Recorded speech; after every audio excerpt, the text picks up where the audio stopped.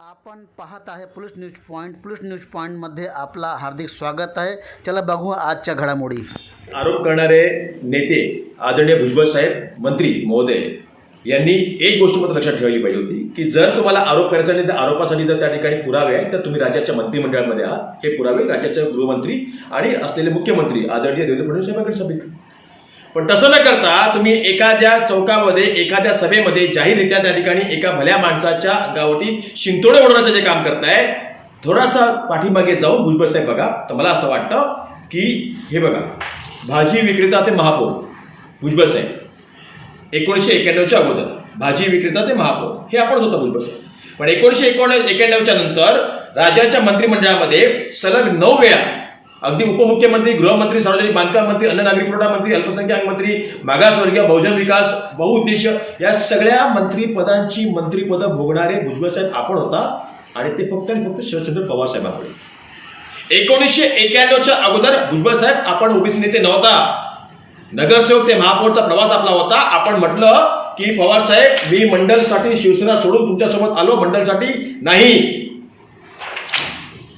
आपण ज्या वेळेला 1990 मध्ये ज्या वेळेला दंगली घडल्या होत्या आणि 1990 मध्ये 52 आमदार शिवसेनेचे निवडून आले, त्यावेळेला शिवसेना सर्वात मोठा पक्ष, विरोधी पक्ष म्हणता होता. आणि त्यावेळेला शिवसेनेकडनं मनोहर जोशी साहेबांना विरोधी पक्षनेता पदात घोषवलं गेलं आणि इथून तुमची नाराजगी उडवली आणि मनोहर जोशींना विरोधी पक्षनेते पद मिळालं, मला मिळालं नाही. म्हणून 9 आमदार घेऊन नागपूरवरनं काँग्रेसमध्ये आपण प्रवेश केला.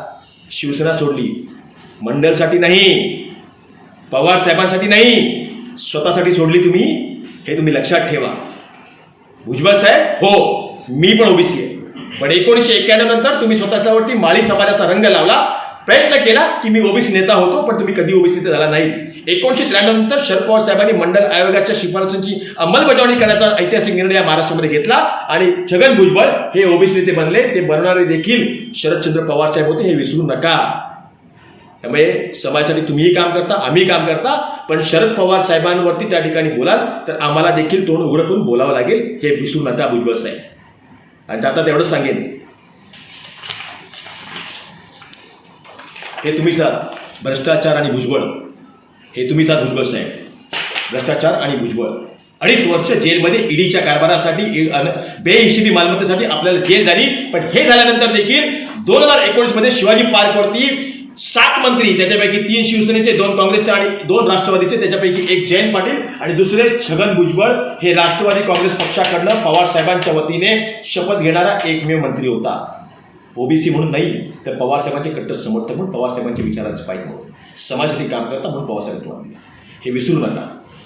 पण त्याच 2025च्या काळामध्ये ज्यावेळेला तुम्ही महायुतीच्या सरकारमध्ये गेलात, तिथे तुम्हाला 6 महिने झाले तुम्हाला मंत्रिपदाची माळ तुमच्या गळ्यात पडली नव्हती. ती फक्त आणि फक्त पडली ती देवेंद्र फडणवीसांची सुपारी, देवेंद्र फडणवीसांकडे सुपारी घेतली म्हणून पडली.